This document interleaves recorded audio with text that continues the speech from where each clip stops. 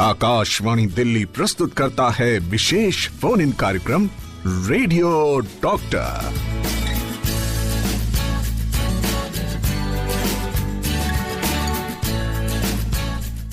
नमस्कार, radio doctor में आप सभी का हार्दिक स्वागत, अभिनंदन स्वीकार करिए अपनी दोस्त शालिनी मित्तल का। नमस्कार। आज फिर एक नया दिन, नया अंक रेडियो डॉक्टर का लेकर आपके सामने उपस्थित हैं और आज का विषय आप सब जानना जरूर चाहेंगे और बहुत ही कॉमन विषय आज हम लेकर आए हैं, लेकिन इस पर बहुत कुछ अभी भी जानना बाकी रह जाता है। हम जब भी ये प्रोग्राम करते हैं बहुत आपकी क्वेरीज आती हैं इस विषय पर और हमें बहुत डिमांड आती है कि हम पुनः इस पर अंक लेकर आएं। तो आज फिर हम लेकर आए हैं ये अंक जो कैंसर पर आधारित है, डीलिंग विथ कैंसर्स। ये है हमारा आज का टॉपिक और हमारे आज के विशेषज्ञ, हमारे दो एक्सपर्ट्स हमारे स्टूडियो में मौजूद हैं, हमारे आज के रेडियो डॉक्टर्स। हमारे साथ स्टूडियो में है डॉक्टर राकेश गर्ग। आप प्रोफेसर हैं department of pain and palliative care medicine, AIIMS New Delhi में। और हमारी दूसरी गेस्ट हैं doctor Sunita Gupta, professor and head department of oral medicine and radiology, Maulana Azad institute of dental sciences, New Delhi. दोनों को बहुत बहुत नमस्कार और स्वागत। Thank you Shalini ma'am. Thank you so much and सभी श्रोताओं को नमस्कार। तो सर, जैसा मैंने बताया मैम, ये कार्यक्रम जो हम आज लेकर आए हैं उसमें खास तौर पर हम कैंसर की बात करना चाहेंगे। हमारे श्रोताओं के बहुत सारी क्वेरीज हमें मिलती हैं और बहुत सारे हमें ईमेल्स आते रहते हैं कि इस विषय पर हम और चाहते हैं जाने और एक्सपर्ट्स को बुलाइए। तो हम कोशिश यही करते हैं कि इस विषय को हम लेते रहें, उठाते रहें, क्योंकि ये विषय एक ऐसा है जिसमें अवेयरनेस बहुत काम करता है और अवेयरनेस इस लेवल पे काम करता है कि अगर इसको जल्दी पकड़ लिया जाए तो इसका इलाज संभव है। क्या कहेंगे आप दोनों, मुझे बताएं। जी सुनीता मैम। आई थिंक कोई भी डिजीज ऐसी होती है कि जो होने से पहले अगर हम उसको प्रिवेंटिवली अगर हम उस पर काम करें तो वो हमेशा, वो चाहे सर्वाइकल कैंसर्स हैं, वो चाहे ब्रेस्ट कैंसर्स हैं, वो चाहे ओरल कैंसर्स हैं या एनी अदर कैंसर्स। हम कहते हैं 200 से ज़्यादा कैंसर्स हैं, सेल्स डिवाइड होते रहते हैं, मल्टीप्लाई, और हर एक के साथ एक प्रोग्राम है कि भैया इसको ये काम करना है, उसको वो काम करना है। जब वो कोऑर्डिनेशन हट जाता है तो एक ग्रोथ होनी शुरू होती है अनकोऑर्डिनेटेड, और हम उसको कैंसर का रूप बोलते हैं। जहाँ तक ओरल कैंसर्स की बात है, आई थिंक भगवान ने एक ऐसा मुख, एक ऐसी जगह बताई है कि जिसको हम देख सकते हैं। आप मुंह खोल के जीभ भी देख सकते हो, जीभ के नीचे का एरिया देख सकते हो, ओरल कैविटी में गाल की तरफ का एरिया, तालू का एरिया। तो ये तो एब्सोल्युटली इट्स अ प्रिवेंटेबल। और ऑलमोस्ट 60% कैंसर्स ऐसे हैं कि जिसको आप लिटरली प्रिवेंट कर सकते हैं। जी, तो प्रिवेंशन पे हम जरूर बात करेंगे। इस कार्यक्रम को आपको पूरा सुनना है। ओपनिंग क्या कमेंट्स देना चाहेंगे डॉक्टर राकेश? मैं बस यही बोलना चाहूँगा कि लाइफ की इस उठापटक में बहुत सारी चीज़ें हमारे साथ होती हैं। जैसे मैडम ने बताया कि काफ़ी चीज़ हम प्रिवेंट कर सकते हैं, लेकिन अगर किसी वजह से ये डिजीज़ हो भी जाती है तो उसको हमारे पास बहुत सारी टेक्निक है, ट्रीटमेंट मोडालिटीज़ हैं, स्ट्रेटजीज़ हैं, हम उसको पूर्णतः क्योर भी कर सकते हैं। और कभी कभी ऐसा होता है कि कुछ बीमारियां हमारे हाथ से निकल जाती है, कंट्रोल से बाहर हो जाती है, फिर भी उस कंडीशंस में भी हमारे पास मेडिकल साइंस के अंदर ऑप्शंस हैं कि हम उनको कंफर्ट बना सकते हैं। तो लाइफ को चलने दीजिए और इस रास्ते में जो भी इस तरह की उठक पटक आती है उसको ठीक करने के लिए, उसको कंट्रोल करने के लिए मेडिकल साइंस आपके साथ है। बिल्कुल। और आज का ये अंक हम इसीलिए लेकर आए हैं कि हमारे साथ जो पॉजिटिव डॉक्टर्स हैं आपको बहुत पॉजिटिव चीज़ें बताएंगे और बहुत सारी और ऐसी जानकारी देंगे कैंसर के बारे में जो शायद आपको अभी तक नहीं पता है। तो ज़रूरत है हमें आपके इन्वॉल्वमेंट की।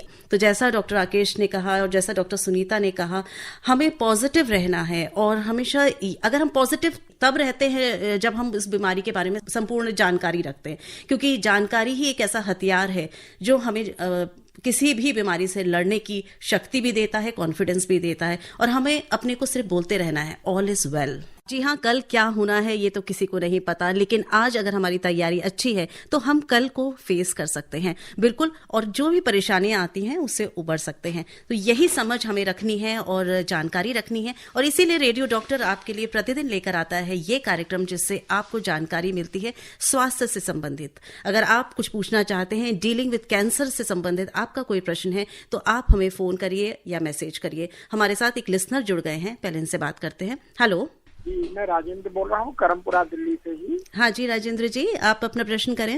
हाँ जी, पहले तो शालिनी मैम और दोनों डॉक्टर साहिबान को तहे दिल से नमस्कार और आभार। जी नमस्कार जी। तो मेरे दो छोटे छोटे सवाल हैं। हाँ जी। पहला सवाल तो है कि जिसको कुष्ठ रोग हो जाता है और शरीर में गांठें हो जाती है, तो क्या ये भी फ्यूचर में जो है वो कैंसर मतलब डिजीज में कन्वर्ट हो सकती है, ये प्रॉब्लम भी जी। दूसरा सवाल है कि बच्चों को होता है यंग स्टेज में, जब आते किशोर अवस्था में, तब पिंपल्स हो जाते हैं, तो कुछ लोगों को तो वो खत्म हो जाते हैं ऑन द टाइम, कुछ लोगों को रह जाते हैं फ्यूचर के लिए। तो क्या ये भी फ्यूचर में कैंसर गांठों में कन्वर्ट हो सकते हैं? बड़ी मेहरबानी। चलिए, धन्यवाद राजेंद्र जी। हम ये आपके प्रश्न डॉक्टर साहब से पूछ रहे हैं, उन्होंने सुन लिया है। जी, क्या बोलेंगे डॉक्टर राकेश? इस तरह की जो भी हम क्रॉनिक डिजीज बोलें या मोल्स की बात करें या पिंपल्स की बात करें, तो साधारणतः ये कैंसरस नहीं होते, बिनाइन रीजन होते हैं। लेकिन अगर आप इन पिंपल्स में देखें कि ये बढ़ना शुरू हो जाए, ब्लीडिंग शुरू हो जाए, या शुरू में दर्द और बाद में दर्द ना हो, अगर इस तरह के सडन चेंज आते हैं तो कुछ परसेंटेज ऑफ पेशेंट्स में ये कैंसर भी हो सकते हैं। अगर आपको लगता है कि पिंपल्स अक्सर काफ़ी सालों तक रहते हैं, बट अगर इस तरह का बदलाव आया तो ज़रूर एक जांच करनी चाहिए, और उसमें हम छोटा सा उसका टुकड़ा लेके जांच कर लेते हैं, उससे कंफर्म हो जाता है कि निकालना चाहिए कि नहीं निकालना चाहिए। दूसरा, अगर हम देखें, अगर जैसे आपने लेप्रेसी की बात की, इस तरह क्रॉनिक डिजीज़ की बात की, तो ये प्री कैंसरस यूजली नहीं होते हैं। लेकिन अगर हम जैसे बर्न्स के पेशेंट्स की बात करें, अगर जल गया है, वहाँ स्कार आ गया है, या क्रॉनिक इरिटेशन होता है, जैसे दांत का एक टुकड़ा अगर कटा हुआ है और वो जीभ पे बार बार लग रहा है, तो अगर वो क्रॉनिक इरिटेशंस होते हैं तो वो मैलिग्नेंसी में चेंज हो सकते हैं। अब आप इसको कैसे पहचानेंगे? यूजली ये लीजन्स बिल्कुल स्टेटिक रहेंगे, बदलाव नहीं आएगा। बट अगर आपको लगता है कि इसमें बदलाव आना शुरू हो गया, उसका साइज़ बढ़ना शुरू हो गया, गांठें महसूस होना शुरू हो गया है, उसमें से ब्लीडिंग है, अगर इस तरह के चेंज आते हैं तो आप उसको नज़रअंदाज ना करें, डॉक्टर्स को दिखाएं, और उसका हम एक छोटा सा सैंपल लेके कंफर्म कर सकते हैं कि कैंसर है कि नहीं। और जैसे शालिनी जी और मैडम भी बोल रही थी, all early stage cancers are curable. तो कभी कभी कुछ हमारे सीनियर्स हैं जो बोलते हैं कि कैंसर एक अच्छी बीमारी है in comparison to other chronic disease, जैसे डायबिटीज कभी ठीक नहीं होती और दिक्कत करती है, लेकिन कैंसर को अगर आप अच्छे से पहचान ले अर्ली स्टेज में, पूर्णतः 60 से 70% में क्योर किया जा सकता है। बिल्कुल डॉक्टर साहब, बात वही है कि डर जो कैंसर के नाम से जुड़ा हुआ है, वो डर ऐसा है कि अभी भी लोगों के मन में बहुत सारे ऐसे क्वेश्चंस होते हैं, उन्हें ऐसा लगता है कि अगर कैंसर हो गया तो वो कभी ठीक होगा नहीं। वही भ्रांति कहें या जो भी इसके बारे में बातें की जाती हैं, उसको हम थोड़ा सा यहाँ पर सच्चाई से बयां करना चाहते हैं, इसीलिए एक्सपर्ट्स को बुलाया है। डॉक्टर सुनीता, मैं इसी के कंटिन्यूएशन में आपसे ये जानना चाहूंगी कि जो मुंह में अगर छाले हों या कुछ छोटी छोटी सी गांठें या जो भी कह सकते हैं, तो वो कहाँ तक कैंसरियस होने के चांसेस होते हैं? आई थिंक ये बहुत अच्छा सवाल पूछा शालिनी मैम आपने। कोई भी अल्सर या लीजन या मुंह के अंदर कोई भी जख्म अगर 2 हफ्ते तक नहीं ठीक हो रहा है, आपको जलन महसूस हो रही है, वहां से ब्लीडिंग हो रही है, सुनपन लग रहा है वहां पर, कोई चीज बार बार आपको वहां चुभ रही है, वो चाहे आपका कोई डेंचर है, वो चाहे आपका कोई दांत है, जैसे डॉक्टर साहब ने बताया, तो आई थिंक डेंटिस्ट को दिखा देना चाहिए। And these could be one of the early signs. खाने में स्वॉलोइंग में भी प्रॉब्लम आती है, एंड स्पेसिफिकली अगर आपको साथ में कोई आदत है, वो चाहे तम्बाकू खाने की आदत है, पान मसाला, सुपारी या फिर अल्कोहल, तो definitely I think we should be taking into consideration. इसके बारे में और बात करेंगे, पहले हम एक लिसनर को ले लें जो फोन लाइन पर वेट कर रहे हैं। हेलो जी। हाँ, जितेंद्र, जयपुर से। जी, जितेंद्र जी, अपना प्रश्न कर सकते हैं आप। हाँ जी, हमारा प्रश्न जैसे हमारे जीभ पर एक हल्का सा व्हाइट रंग का, मतलब एक फुंसी जैसा है, मतलब सरसों के दाने की तरह। तो मैंने डॉक्टर को दिखाया था, तो उन्होंने मल्टीविटामिन और बी कॉम्प्लेक्स लिखा है। तो ऐसे में थोड़ा तंबाकू जरूर दबा के रखता हूँ, लेकिन 2-2.5 साल से, लेकिन अब छोड़ दिया हूँ। तो क्या हमको फिर डरने की जरूरत है, या हमको फिर, जैसे उससे आराम तो हुआ है लेकिन अभी पूरी तरह ठीक नहीं हुआ? चलिए, कोई हमको दर्द किसी तरह का कुछ भी नहीं रहता, लेकिन एक व्हाइट रंग का हल्का सा, एकदम सरसों के दाने की तरह। डॉक्टर सुनीता आपको बता रहे हैं। जी। तो जितेंद्र जी, इसमें जैसे आपने बताया कि आपने ऑलरेडी डॉक्टर को दिखा दिया, उन्होंने आपको मल्टीविटामिन दे दिया है, तो उनके एक थोड़ा सा फॉलोअप में रहिएगा, बिकॉज जीभ एक ऐसी चीज़ है जो दिन में आप 500 बार इस्तेमाल करते हैं। वो चाहे बोलने के लिए, खाने के लिए, निगलने के लिए, हर जगह पे यूज़ होती है। तो अगर अभी कुछ नहीं हुआ, आई मीन आपको रिलीफ है, तो आई am sure you'll be all right. साथ में न्यूट्रिशन सप्लीमेंट्स आपको ऑलरेडी दिए हुए हैं। जीभ क्लीन करिएगा, दांत अपना क्लीन, मुंह क्लीन रखिएगा, अपना ओरल हाइजीन मेंटेन करिएगा, तो I think should be okay. और दूसरा ये है कि टंग क्लीनर बहुत टंग क्लीनर को मत इस्तेमाल करिए। जब आप ब्रश कर लेते हैं तो ब्रश के ब्रिसल्स को ही उसको यूज़ करिए टंग को क्लीन करने। नॉर्मली वो एक रीज़न भी हो जाता है, बट आपके केस में आपने तम्बाकू खाना छोड़ दिया है तो डॉक्टर को डेफिनेटली लगा होगा कि बायोप्सी की ज़रूरत नहीं है या निकालने की, तो ठीक हो जाएगा, कुछ ऑब्जर्वेशन में रहें। तंबाकू कैसे कारण बनता है? ओरल कैंसर का इंडिया में सुना है, भारत में बहुत इंसिडेंस इसलिए है क्योंकि तंबाकू सेवन होता है। बिल्कुल। तो क्या कहेंगे इस बारे में? आई थिंक 80% कैंसर्स जो होते हैं वो सब टबैको रिलेटेड हैं। और जब हम तम्बाकू किसी भी फॉर्म में खाते हैं, खैनी के फॉर्म में, उसको सुपारी के साथ मिला के, बीड़ी के फॉर्म में, हुक्का के फॉर्म में, या फिर सिगरेट्स के फॉर्म में, तो उसमें से जो केमिकल्स लीच होते हैं वो केमिकल्स आपको क्रोनिक इरिटेंट, उनमें से कई कार्सिनोजेनिक होते हैं जिनमें से कैंसर होने की, अगर आप उसको यूज़ करते रहते हैं तो कैंसर होने की संभावना बढ़ जाती है। तो वो एक इरिटेंट फैक्टर्स हैं, एंड वो जब ब्लड के अंदर जाते हैं and they lead to changes, हमारे जेनेटिक चेंजेस होने शुरू हो जाते हैं। क्योंकि हम सबके अंदर एक कैंसर का स्विच ऑन स्विच ऑफ है, एक जो वो सिर्फ उसको स्टिमुलेट करके और वो ऑन कर देता है, तो वो एक कैस्केड सा बनता जाता है और वो कैंसर इंड्यूस करता है। तो ओरल हेल्थ कितना ज़रूरी है? जैसा अभी आपने मेंशन किया राजेंद्र जी को कि आप मुंह की सफाई रखें, ओरल हाइजीन पर ध्यान दें, फॉलो अप करें, ये सारी मैं भी सुन रही थी, क्योंकि क्या होता है कि हम भी इसी से सीखते हैं यहाँ बैठकर और अपने श्रोताओं तक पहुंचा पाते हैं। तो ओरल हाइजीन एक तो क्यों इतना ज़रूरी है और कैसे रखा जाए, इसके लिए क्या टिप्स देंगे आप? आई थिंक सबसे इम्पोर्टेंट है, बिकॉज हम कहते हैं कि जैसा आपका मुंह होगा वैसी आपकी पर्सनैलिटी होगी। आप तो मुंह के अंदर इतने सारे हमारे जो ओरल बैक्टीरियाज हैं जो हमारे को हेल्प कर, मतलब they are friendly to us. But जब आप किसी भी चीज़ को नेग्लेक्ट कर देते हैं, वो चाहे घर में कचरा नहीं निकाल रहे, आप झाड़ू नहीं मारे, तो जमा होते जाता है और वो आप ही को नुकसान करता है। वैसे मुंह के अंदर भी तो ग्रेजुअली आपको गम्स की प्रॉब्लम होनी शुरू हो जाएगी, आपको उसके रिलेटेड सिस्टमिक डिसऑर्डर्स होने शुरू हो जाते हैं, वो चाहे आपके अनकंट्रोल डायबिटीज़ है, पेट को ठीक नहीं रहना, कार्डियक प्रॉब्लम्स होना, प्रेगनेंसी है तो लो बर्थ वेट बच्चे होना, तो वो एक के बाद एक दूसरी प्रॉब्लम्स उसका शुरू हो जाती है। तो it's important to keep oral hygiene. जब हम उसकी बात करते हैं तो 2 बार ब्रश करना ज़रूरी है। ब्रश करने के बाद उंगली से मसूड़ों पे मालिश कर रहे हैं एक बार। जब आप करते हैं तो एक अच्छी सी आवाज़ से आती, चीज़ें करके आती, इसका मतलब आपके प्लाक और सब कुछ साफ हो गया है। कोशिश करें फ्लॉस करने के लिए रात को, जब आप रात को ब्रश करते हैं उससे पहले डेंटल फ्लॉस को यूज़ करें। अभी हम बता रहे थे कि आप थोड़ा सा टंग को क्लीन करें regularly, twice a day it should be cleaned.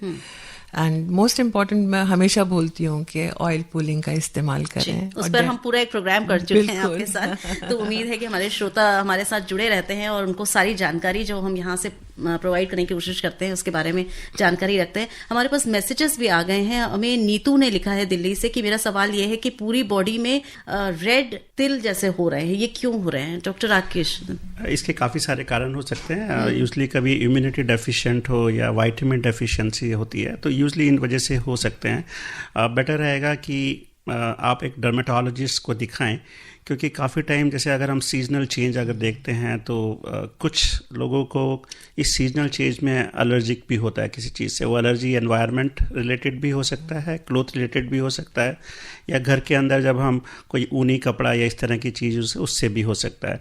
तो इसमें बेहतर रहेगा कि आप अपने चिकित्सक को दिखाएं, क्योंकि कभी कभी कुछ बीमारियां, जैसे हम बात करें डेंगू की, उसमें भी खून के थक्के इस तरह से अगर आते हैं तो उसको आइडेंटिफाई करना ज़रूरी हो जाता है। तो अगर आपको स्पॉन्टेनियसली आए हैं, सारे शरीर में आए हैं, तो ज़रूर आप एक चिकित्सक को दिखाइए।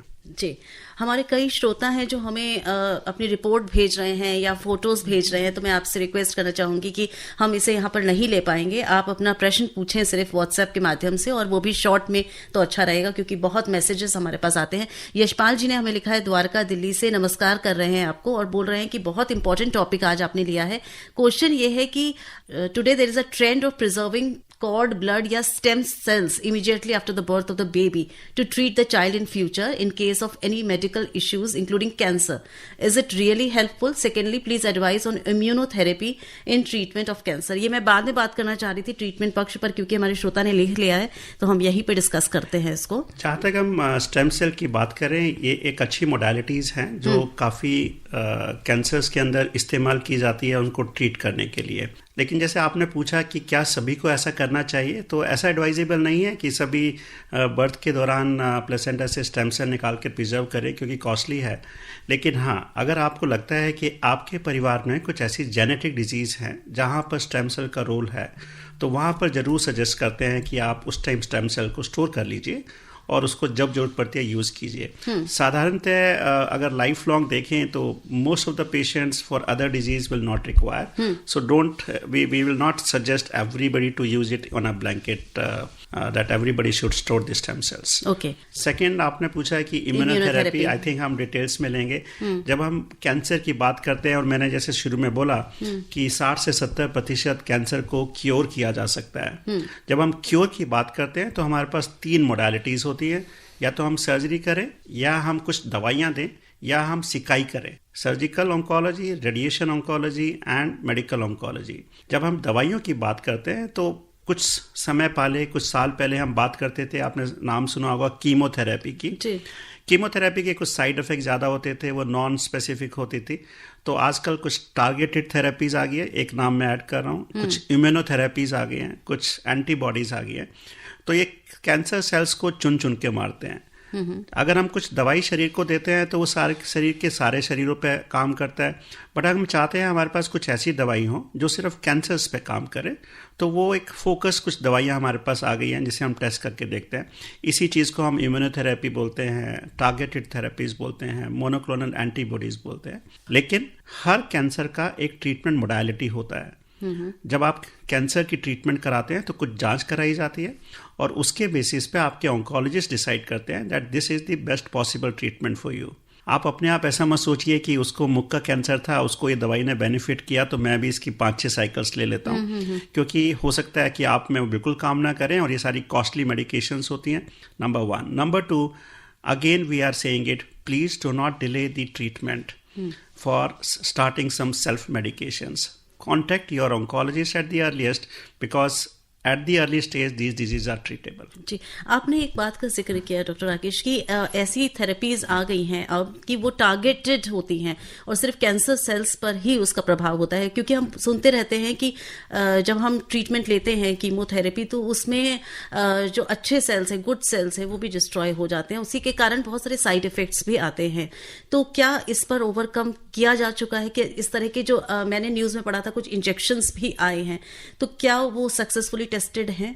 अभी काफ़ी सक्सेस इन डिफरेंट मोडालिटीज़ में आ गए हैं। हमारे पास रिसर्च होती रहती है जिसमें अगर से हम लंग कैंसर की बात करें, हेपेटोबिलियरी कैंसर्स की बात करें, तो हम वहाँ पर कुछ सैंपल लेके उस कैंसर पार्ट से हम देख लेते हैं कि क्या वो जीन उसमें है या वो टारगेट उसमें है। अगर वो है तो उसके अगेंस्ट वाला जो दवाई हमारे पास है उसको हम यूज़ करते हैं। तो उसलिए हमें जीन सीक्वेंसिंग का जो प्रोसेस है वो करना पड़ता है। लेकिन ऐसा नहीं है कि सारे पेशेंट्स को वो जीन प्रेजेंट होगा। तो हम बात करते हैं अपनी मेडिकल टर्म में म्यूटेशन, जीन मॉडिफिकेशन, इम्यूनोमॉड्यूलेशन, वो सब हम बात करते हैं। तो उसके बेसिस पे डिसाइड किया जाता है कि क्या दिया जाए, नंबर 1। नंबर 2, जब हम कैंसर की ट्रीटमेंट करते हैं तो हम एक वर्ड यूज़ करते हैं, एविडेंस बेस्ड प्रैक्टिस। हमारे पास रिसर्च होता है कि अगर ये कैंसर है तो इसके लिए बेस्ट मोडालिटी ट्रीटमेंट ये है, उसको हम बोलते हैं first line treatment. If it fails, then we move to second line therapy and then third line therapy. So ऐसा नहीं है कि हम फर्स्ट को यूज़ ना करें, सीधा थर्ड पे चले जाएं। और दूसरा, हम उस मरीज को भी देखते हैं क्या उस मरीज की उस कीमोथेरेपी को सहने की शक्ति है। कई बार होता है कि जब मुख का कैंसर होता है तो मरीज काफ़ी टाइम कुछ खा नहीं पाता, न्यूट्रिशनल डेफिशिएंसी हो जाती है। अगर हम उसको स्ट्रॉन्ग मेडिकेशन देंगे, अगर शायद उसको कैंसर से इतना जोखिम नहीं हो बट दवाई से जोखिम से उसकी जान को प्रभावित हो सकती है।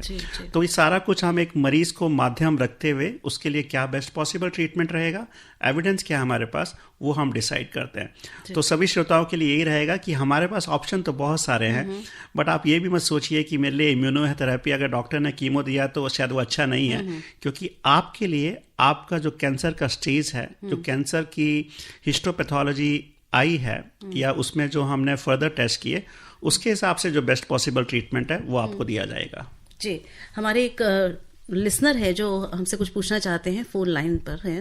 Hello, good afternoon ma'am. जी, गुड आफ्टरनून। अपना नाम बता दीजिए। मैम, मेरा नाम अनस है। मैं ये पूछना चाहता हूँ कि जैसा कि आप सब जानते हैं कि कैंसर का इलाज गरीब तबके के लिए अफोर्डेबल नहीं होता, तो उसके लिए सरकार को क्या कदम उठाने चाहिए? ठीक है अनीस जी, अब आपका प्रश्न का जवाब दे रहे हैं डॉक्टर साहब। ऐसा ही एक प्रश्न हमारे पास मैसेज के माध्यम से भी आया है कि कैंसर रोग में आर्थिक पक्ष में रोगी जूझता है, हॉस्पिटल और सामाजिक संस्थाएं कुछ मदद करती हैं क्या? नरेंद्र देव सिंह चौहान, कोटद्वार, उत्तराखंड से उन्होंने पूछा है। तो मैं आपकी बात बिल्कुल समझता हूँ कि कैंसर का ट्रीटमेंट चाहे सर्जरी हो, चाहे रेडिएशन थेरेपी हो, चाहे दवाइयों के माध्यम से कॉस्टली पड़ता है, लंबा चलता है, इसलिए आर्थिक महत्व रहता है इसका। लेकिन साथ में हम ये कहें कि जितने भी हमारे सरकारी अस्पताल हैं जिसको central government, state government fund करती है, वहाँ पर ये सारा ट्रीटमेंट ऑलमोस्ट फ्री के बराबर होता है, नंबर 1।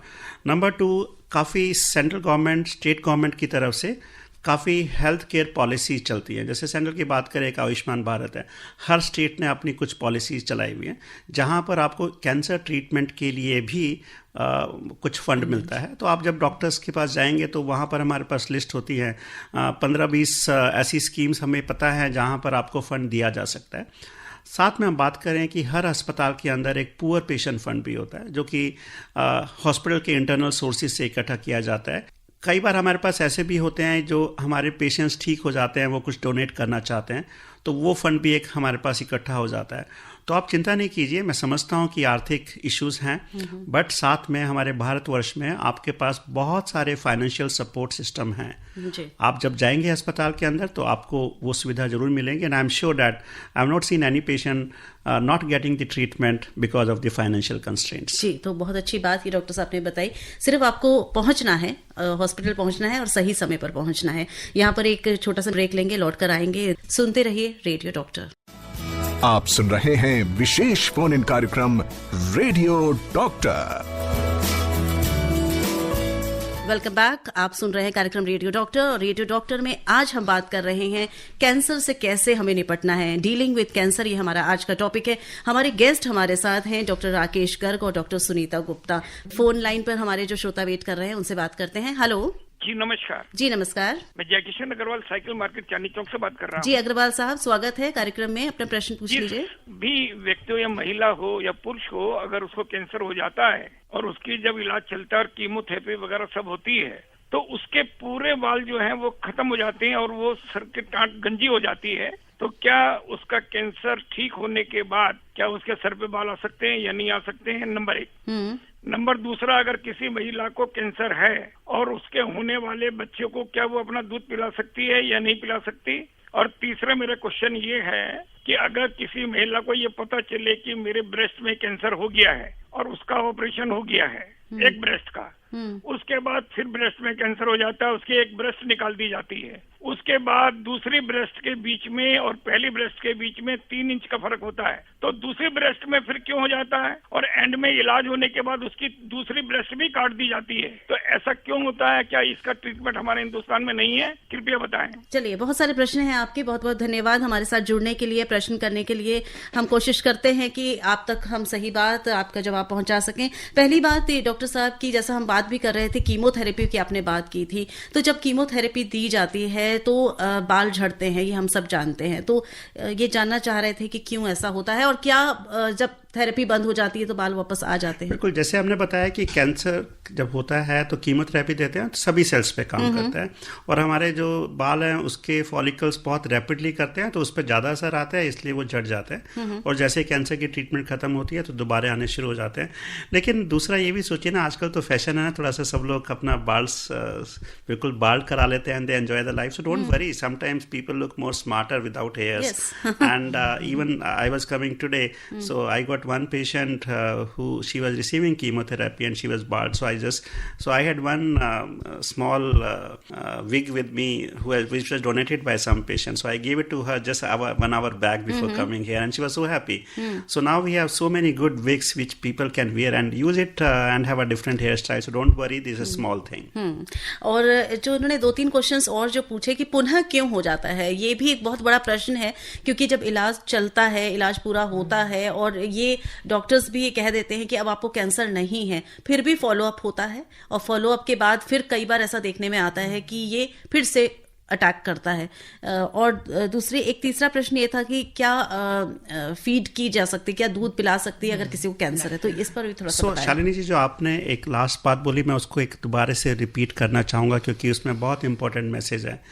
कैंसर का अगर सर्जरी हो गया, इसका मतलब हम ये नहीं बोलते कि उसके बाद आप फॉलोअप नहीं रखेंगे। यूजली आज आप अस्पताल में कोई सर्जरी कराने जाते हैं कि एक दांत निकलवाना है या गॉल ब्लैडर निकलवाना है, पथरी हो गई थी, तो उसके बाद यूजली आप फॉलोअप नहीं करते हैं। बट कैंसर्स में सभी श्रोताओं को मैं बोलना चाहूँगा कि एक बार कैंसर का ट्रीटमेंट होने के बाद भी फॉलोअप रखें, बिकॉज कुछ जेनेटिक चेंजेस होते हैं बॉडी के अंदर, कुछ जेनेटिक कॉजेज होते हैं जिसकी वजह से दोबारे होने के चांसेस रहते हैं। और हम चाहते हैं कि अगर दोबारे हो, चांसेस कम होते हैं बट दोबारे हो तो उसको हम अर्ली स्टेज में कैप्चर कर सकें और ट्रीटमेंट संभव हो पाएगा। स्पेशली जो जेनेटिक कॉजेज होते हैं, इसमें दोबारे होने के चांसेस बढ़ जाते हैं।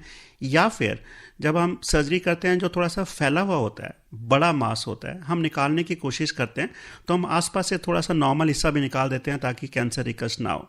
लेकिन कई बार क्या होता है कि वो कैंसर के छोटे छोटे कीटाणु शरीर में अगर कहीं फैल गए हैं, उस टाइम वो नहीं दिखते हैं, नहीं पता चलता है, और वो सब्सिक्वेंटली कैंसर्स में कन्वर्ट हो सकते हैं, जिसको हम मेटास्टेसिस भी बोलते हैं या लोकल रिकरेंस बोलते हैं। तो इसलिए हम फॉलोअप के लिए आपको वहाँ बोलना चाहते हैं। जहाँ तक अगर गर्भवती महिला है या फिर बच्चा हो गया है और दूध पिलाना चाहती हैं, तो कुछ दवाइयाँ जो हम देते हैं वो बच्चे पे या पेट में है या बाहर दूध पिलाने के माध्यम से वो दवाइयाँ उसको जा सकती है, उसको नुकसान हो सकता है। तो जब आप ट्रीटमेंट आपका चल रहा है तो उस टाइम कोशिश करें कि अपने डॉक्टर साहब को बताएं और दवाइयों के हिसाब से या उस वक्त जो ट्रीटमेंट चल रहा है उसके हिसाब से करेंगे। लेकिन अगर कैंसर पूरा ट्रीट हो गया, दवाइयाँ आपकी फुल हो गई है और ब्रेस्ट वर्किंग है, तो आप उस टाइम उसको स्तनपान आराम से करा सकते हैं और बच्चे को कोई इस तरह की कोई दिक्कत नहीं होनी चाहिए। जी, उम्मीद है कि आपको सब जवाब मिल गए। हमारे एक और लिसनर वेट कर रहे हैं अपने प्रश्न के साथ। हेलो, कार्यक्रम की होस्ट एंड दोस्त शालिनी मित्तल जी को रघुविंदर सिंह चट्ठा का नमस्कार। जी चट्ठा जी नमस्कार, और प्रश्न करें। हाँ, डॉक्टर साहब को सादर प्रणाम। प्रणाम। डॉक्टर साहब, मेरा सवाल सिर्फ इतना सा है कि हमारा देश मेडिकल साइंस में दुनिया में टॉप पर है, फिर इंडिया में कैंसर का इलाज इतना महंगा क्यों है? मेरी कजन है मीनू सेंगर, उसको कैंसर हुआ, उसका इलाज अभी चल रहा है, 2 साल के करीब हो गए। 55,000 का एक इंजेक्शन, 17 इंजेक्शन कीमोथेरेपी, और अभी भी हर 3 महीने के बाद एक इंजेक्शन लग रहा है। तो उनका तो समझो कि सब कुछ ही बिक गया। तो इसका कोई इलाज हमारे जो डॉक्टर्स हैं, मेडिकल साइंस है, वो सोच रहा है कि नहीं? कृपया बताने का कष्ट करें। चलिए, बहुत बहुत धन्यवाद चट्टा जी। और अभी ये हमने प्रश्न किसी और के संबंध में लिया था और डॉक्टर साहब ने ये बताया था कि सरकार प्रयासरत है और मुफ्त में इलाज एम्स जैसे जो हमारे बड़े अस्पताल हैं वहां पर उपलब्ध है, लेकिन जरूरत यही है कि आप सही समय पर पहुंचें और सही डॉक्टर से इलाज शुरू कराएं। डॉक्टर साहब कुछ और ऐड करना चाहेंगे? मैं सिर्फ इतना कहना चाहूँगा कि जब ये दवाइयाँ बनती है कैंसर, तो इसके पीछे काफ़ी रिसर्च होता है और ये मॉलिक्यूल्स थोड़े से महंगे आते हैं। तो जब इसको बनाया जाता है तो इसमें कुछ खर्चा आता है, इसलिए कुछ महंगी दवाइयाँ होती है। लेकिन सारी कैंसर की दवाइयाँ महंगी नहीं होती हैं। काफ़ी कैंसर की दवाइयाँ ऐसी भी हैं जो बहुत सस्ती होती है। डिपेंड करता है कि क्या ट्रीटमेंट दिया गया होगा इस मरीज़ को, महंगी हो सकती है। लेकिन साथ के हम ये भी बोलना चाहेंगे कि काफ़ी अस्पताल में दवाइयाँ फ्री मिलती है, इंश्योरेंस में क्लेम की जा सकती है, इंश्योरेंस स्कीम्स अवेलेबल हैं, सरकारी स्कीम्स अवेलेबल है। और यहाँ तो मैं उनका कुछ और भी ऐड करूंगी, जैसे डॉक्टर साहब बता रहे थे अभी, कुछ दवाइयाँ होती हैं जो इंडियन मेक होती हैं, जो हमारी फार्मास्यूटिकल कंपनीज बना रही होती हैं, बट कभी कभी डॉक्टर्स जो बाहर की विदेशी दवाइयाँ हैं उनका जो महंगी होती हैं कई बारी, तो आई थिंक अगर उसका ऑल्टरनेटिव आप डॉक्टर से हमेशा पूछ सकते हैं कि इसका ऑल्टरनेटिव क्या और कोई है। तो क्योंकि इंडियन फार्मास्यूटिकल कंपनीज अगर बना रही होती हैं तो वो रिलेटिवली बहुत कम एक्सपेंसिव होती हैं, कम महंगी होती हैं। तो ये डिपेंड करता है कि डॉक्टर आपको कौन सी दवाई दे रहा है, और ये डॉक्टर राकेश ने बताया कि ये उस पर डिपेंड करता है किस तरह का कैंसर है, क्या स्टेज है, हर शायद पेशेंट के लिए अलग हो सकता है। तो ये हमारे श्रोता हमको लिखकर भेज रहे हैं, सोनू लिख रहे हैं किन्नौर हिमाचल प्रदेश से, very nice presentation, beautiful song selection. मेरा प्रश्न है ये कि लिम्फोमा क्या कैंसर डिजीज होती है? थोड़ा सा ये बताएं। लिम्फोमा बिल्कुल एक कैंसर ही होता है, इसको कैंसरी मैलिग्नेंसी ही बोलते हैं, और इसको सही समय पे अगर कैप्चर कर लिया जाए तो फुल्ली क्योरेबल है। काफ़ी सारी दवाइयाँ उपलब्ध हैं हमारे पास जो कि मेडिकल ऑन्कोलॉजी के अंडर आता है। इसके लिए सर्जरी की ज़रूरत नहीं पड़ती या सिकाई यूजली ज़रूरत नहीं पड़ती। यूजली कीमोथेरेपी और हम बाकी जो एडवांस टेक्निक्स हैं ट्रीटमेंट का, इससे ये कैंसर बिल्कुल ठीक किया जा सकता है। और हमें ये लिखकर भेजा है अनमोल गुप्ता जी ने, इनकी उम्र 37 वर्ष है, सरिता विहार में रहते हैं। इन्होंने लिखा है कि मेरे आर्म में एक गांठ है और दर्द नहीं है उसमें, 4 साल से ये बढ़ भी नहीं रही है, तो क्या ये कैंसर हो सकती है? क्या कहना चाहेंगे इस बारे में? पॉसिबिलिटी है। देखिए, जैसे हम पहले भी बता रहे थे कि अगर कई बार क्या होता है कि जब मरीज आता है तो हम उसको थोड़ा सा टच करके पैल्पेट करके देखते हैं, तो हमें फील हो जाता है जब टच करते हैं बहुत हार्ड है, आसपास चिपका हुआ है, हिलाने से नहीं हिल रहा है, तो हमें शक लगता है कि ये शायद कैंसर हो सकता है, और उसमें हम एक थोड़ा सा सुई के टुकड़े से जांच लेके कंफर्म कर लेते हैं। तो मेरा इसमें ये रहेगा कि अगर आपको है और आपने बोला आम में है, आपको तकलीफ दे रहा है, तो एक बार बेटर रहेगा कि एग्जामिन करा लीजिए, एंड वहाँ से आपको क्लैरिटी आ जाएगी, और डाउट लगेगा तो एक छोटा सा सुई का टुकड़ा लेके उससे कंफर्म भी किया जा सकता है। डॉक्टर साहब, यहाँ एक प्रश्न मेरे दिमाग में आ रहा है, शायद अनमोल जी के दिमाग में भी आ रहा होगा, कि कई बार हमने ये सुना है, आप इसको मिथ कहें चाहे जो भी कहें, लेकिन ये बहुत आम धारणा है कि कहा जाता है कि अगर कैंसर है उसको छेड़ना नहीं चाहिए, क्योंकि अगर हम उसको छेड़ते हैं या उसे टेस्ट करने की कोशिश करते हैं तो वो और तेजी से बढ़ता है। तो ये सही है, गलत है? क्योंकि आप एडवाइस कर रहे हैं कि उसको टेस्ट कराएं, पर अगर ये मन में शंका है तो आदमी टेस्ट नहीं कराएगा। बिल्कुल, आपकी ये धारणा अक्सर काफ़ी सुनने को मिलती है, और इसी वजह से काफ़ी कैंसर्स के ट्रीटमेंट लेट हो जाते हैं। उनको लगता है कि अगर सुई का टुकड़ा लेंगे तो कैंसर फैल जाएगा, लेकिन जो भी हम सर्जरी करते हैं या टुकड़ा लेते हैं तो एक तकनीक होता है जिससे हम लेते हैं, और वो जो सुई का टुकड़ा लेते हैं या सैंपल लेते हैं उसको इस तरह से लिया जाता है कि वो टुकड़ा शरीर में ना फैले। हम 0% तो नहीं बोलेंगे, बट एक टेक्निक है बायोप्सी जिसको हम बोलते हैं या FNAC बोलते हैं, उसकी एक स्पेशल गन आती है या स्पेशल चीरा लगा के लिया जाता है, तो वो जो चांसेस है फैलने का वो नहीं रहता है। और जब सर्जरी भी करते हैं तो हम रोज़ ही सर्जरी कराते हैं, और उसमें ये पूरा ध्यान रखा जाता है कि कैंसर सेल्स के जो टुकड़े हैं वहाँ से ना जाए, और साथ में जब हमें लगता है कि कैंसर फैला हुआ तो हम एक टर्म यूज़ करते हैं न्यू एडजुवेंट कीमो रेडियोथेरेपी। जब हमें रिस्क लगता है कि शायद ये कैंसर शरीर में कहीं फैला होगा तो हम वहाँ पर सिकाई भी देते हैं, ताकि जो 2-4 सेल्स या कुछ सेल्स वहाँ रह गए हैं सर्जरी के बाद भी, उनको भी मारा जा सके। और उसके बावजूद मैं उस बात को दोबारा बोलना चाहूँगा कि फॉलोअप हम इसीलिए रखना चाहते हैं कि जो कैंसर सेल्स बहुत छोटे होते हैं, हमें सारे आँख से नहीं दिखाई देंगे। हमारे पास ऐसा कोई टेक्निक नहीं है पूरे वर्ल्ड के अंदर हम पूरे शरीर में उन कैंसर सेल्स को ढूंढ ढूंढ के मारें, ऐसा कोई हमारे पास टेस्ट नहीं है अभी तक। तो इसीलिए हम फॉलोअप करते हैं, इसीलिए हम सर्जरी के बाद भी कभी कभी कीमोथेरेपी देते हैं, ताकि वो जो सेल्स बच गए हैं उनको भी शरीर से मारा जा सके। जी जी, बहुत ज़रूरी जानकारी पहुंच रही है इस कार्यक्रम के माध्यम से, और ये जानकारी हमारे श्रोताओं को बहुत पसंद आ रही है। यशपाल जी ने लिखा है द्वारका से, thank you so much Shalini ma'am and both doctors for such useful information.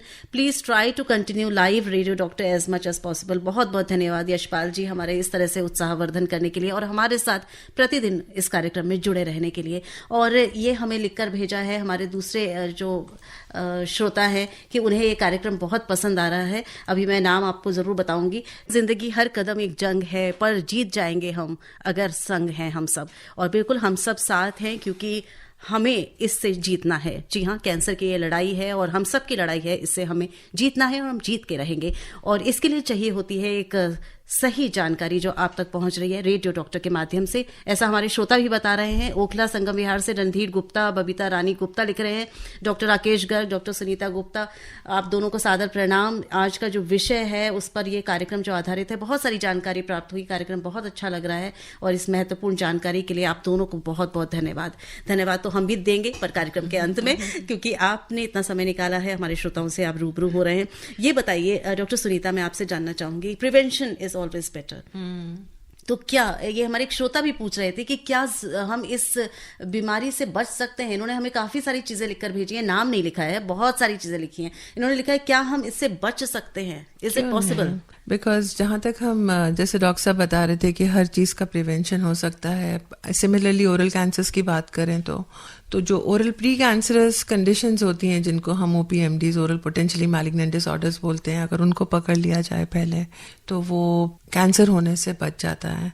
आप हर तकलीफ से बच जाते हैं उसमें, जिसको हम ल्यूकोप्लेकिया कहते हैं, सब म्यूकस फाइब्रोसिस कहते हैं, लाइकन प्लेनस कहते हैं, कुछ किलाइटिस है, इस तरह की जो कुछ प्री कैंसरस कंडीशन है। और अगर उसे ट्रीट कर लिया जाए, आई थिंक प्रिवेंशन में तो सबसे बेस्ट है कि जिन चीज़ों से जिनको पता है, कुछ तो होता है जेनेटिक फॉर्म, जैसे डॉक्टर साहब बता रहे थे कि वो हमें विरासत में ही कुछ जीन्स होते हैं जिनको हमें पता नहीं होता क्यों कैंसर हो गया। मैं तो ड्रिंक भी नहीं कर रहा हूँ, मैं स्मोकिंग भी नहीं कर रहा हूँ, फिर भी मुझे क्यों कैंसर हो गया है, वो अलग बात है। बट कुछ जो प्रिवेंटेबल्स एस्पेक्ट्स हैं, वो चाहे टबैको को यूज़ नहीं करना, हाइजीन मेंटेन करना, बैलेंस डाइट लेना, साथ साथ में देयर आर फ्यू एस्पेक्ट्स, जैसे अभी हम बात कर रहे थे कि आजकल की जनरेशन्स जो हैं वो बहुत मारिजुआना, गांजा, भांग और कोकीन या मारिजुआना वगैरह बहुत कॉमन हो गया है उनमें। तो उस तरह के कंडीशंस में भी जो ओरल लीजन्स हो जाते हैं, जो मुंह के अंदर जख्म होते हैं, एक तो ये आदत छूटती नहीं है और बहुत छोटी छोटी एज ग्रुप्स में होने लग जाता है ये वाला, इस तरह के मुंह के अंदर जो कैंसरस कंडीशंस हैं। और जो तीसरी बात है कि वो है जब हम सुपारी उपारी खाने की बात करते हैं, बहुत एडिक्टिव है, छूटती भी वो भी नहीं है। छोटे छोटे बच्चे जो 2, 3, 4 साल के हैं, जिनमें उनकी दादी खा रही होती हैं, मदर्स ले रही होती हैं, घर के अंदर थाल सा रखा हो जिसमें सौंफ रखी होती है, लौंग रखी होती है, बट उसमें सुपारी भी होती है। तो वो बच्चे, हमारे पास तो ऐसे बच्चे आते हैं जो स्टूल रख के उसमें से उस सुपारी को उठा के खा रहे होते हैं। 6-6 साल, 7-7 साल के बच्चे हैं। तो ये भी इस तरह के और प्रिवेंटिव एस्पेक्ट्स हैं जिसको, but I think at said and done एक रेगुलर चेकअप बहुत ज़रूरी है। यंग जनरेशन्स में ओरोसेक्सुअल हैबिट्स बहुत कॉमन है, जिसकी वजह से ह्यूमन पैपिलोमा वायरसेस के संक्रमित होने से ओरोफैरिंजियल कैंसर्स भी बहुत कॉमन हो रहे हैं आजकल। तो वो भी एक वैक्सीनेशन से हम उसको प्रिवेंट कर सकते हैं, जिसमें 15 साल से पहले लिया जाए या 15 साल से 45 ईयर्स के बीच में उसके अलग अलग डोजेजेस हैं, जो अपने डॉक्टर से पूछ के आप उसको यूज कर सकते हैं। हमें हमारे श्रोता ये भी लिखकर भेज रहे हैं कि केयर टेकर की भूमिका बहुत महत्वपूर्ण होती है, और उसके लिए आप क्या एडवाइस देना चाहेंगे? नरदेव सिंह चौहान कोटद्वार उत्तराखंड से पूछ रहे हैं। और मैं ये पूछना चाहूंगी डॉक्टर राकेश आपसे कि आपने बताया, कार्यक्रम के आरंभ में भी हमने बात की कि कैंसर के बहुत स्टेजेस हो सकते हैं, लेकिन अर्ली डिटेक्शन जो होता है, फर्स्ट स्टेज, सेकेंड स्टेज का जो कैंसर होता है, उसमें ये पूर्णतः क्योर किया जा सकता है। लेकिन अगर हम बात उन कैंसर्स की करें जो बढ़ जाते हैं, मेटास्टाइज्ड हो जाते हैं, 3rd स्टेज 4th स्टेज पे पहुंच जाते हैं, तो कहीं ना कहीं कभी ना कभी वो ऐसी स्टेज पे हमारा पेशेंट होता है जहां पर ट्रीटमेंट शायद पॉसिबल नहीं होता है, तो उनको पैलिएटिव केयर दी जाती है, और उसके आप स्पेशलिस्ट हैं एम्स में। तो मुझे ये बताइए कि ये केयर किस तरह की होती है, और केयर टेकर का की रोल भी इसमें मुझे बताइए। बिल्कुल, आई थिंक ये काफ़ी इम्पॉर्टेंट है, क्योंकि कभी कभी अनफॉर्चुनेटली एक स्टेज आती है कि हम कैंसर्स को ठीक नहीं कर पाते हैं। उसके काफ़ी कारण है कि एग्रेसिव ट्यूमर था, लेट प्रेजेंटेशन हुआ, या इतना रेजिस्टेंट था कि कुछ दवाइयाँ उसमें काम नहीं कर रही थी, या कई बार जेनेटिक फिनोमेना इतना स्ट्रांग होता है कि अभी जैसे आप पहले भी बात कर रहे थे ना कि एक कैंसर एक जगह हुआ फिर दूसरी जगह पे हो गया। ऐसी स्थिति में जब एडवांस कैंसर होता है तो हम उनको एक सपोर्ट देना चाहते हैं। हमें पता है कि कैंसर तो ठीक नहीं कर पाएंगे, बट जिस शरीर में हुआ वहाँ पर कुछ तकलीफ होना शुरू हो जाता है, दर्द होना शुरू हो जाएगा, वॉमिटिंग शुरू हो जाएगा, ब्रेन में जाएगा तो वहाँ पर कुछ न्यूरोलॉजिकल सिम्टम्स आएंगे, रीढ़ की हड्डी में जाएगा तो वहाँ न्यूरोलॉजिकल सिम्टम्स आते हैं। हमारे पास अभी काफ़ी सारी सुविधाएं हैं जिसको हम पैलिएटिव कीमोथेरेपी या पैलिएटिव रेडियोथेरेपी या पैलिएटिव मेडिसिन की बात करते हैं, हम इनको कंफर्ट दे सकते हैं।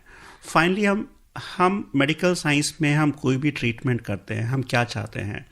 To improve the quality of life of the patient. Sometime we do it with curative intent, but sometime we do it with palliative intent.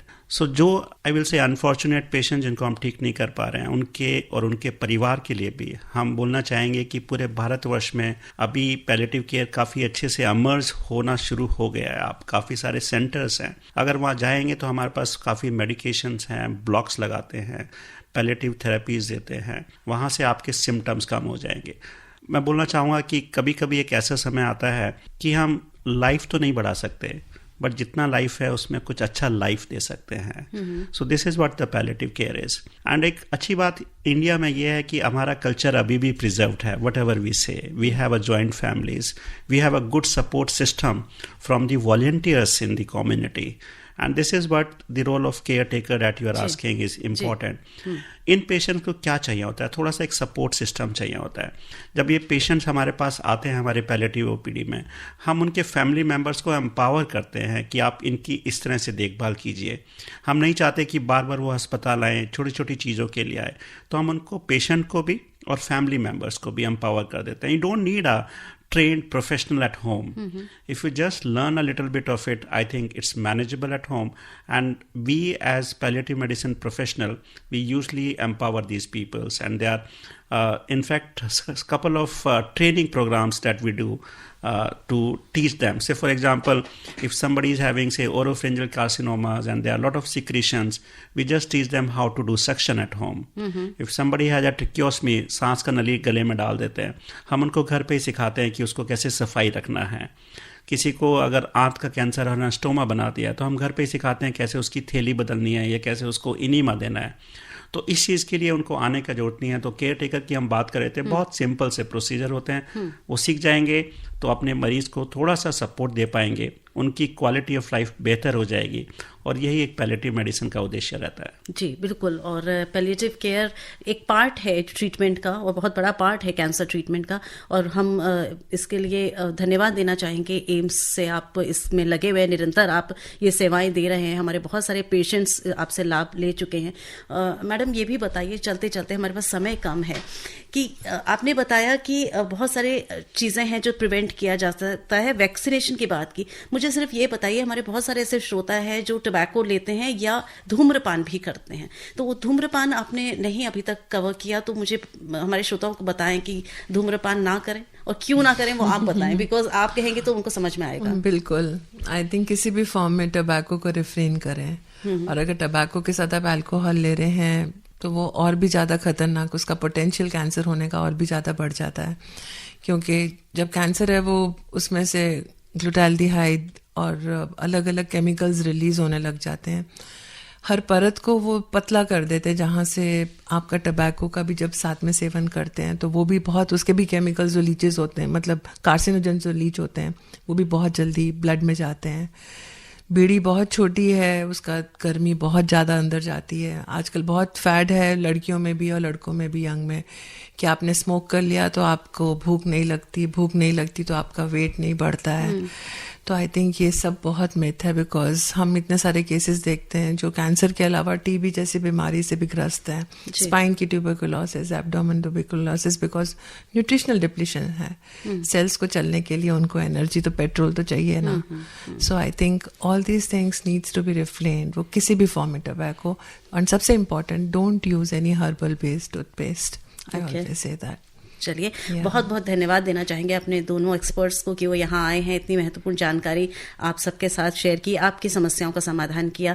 धन्यवाद देंगे डॉक्टर राकेश गर्ग, आप प्रोफेसर हैं department of pain and palliative care medicine, AIIMS New Delhi में. Doctor Sunita Gupta, professor and head department of oral medicine and radiology, Maulana Azad institute of dental sciences, New Delhi. आज हमने बात करी dealing with cancer पे, और उम्मीद है कि आपको ये कार्यक्रम पसंद आया होगा. अगर आप हमें कुछ लिखना चाहते हैं, आप हमें मेल कर सकते हैं, आप हमें बता सकते हैं आप इस कार्यक्रम में और क्या सुनना चाहते हैं.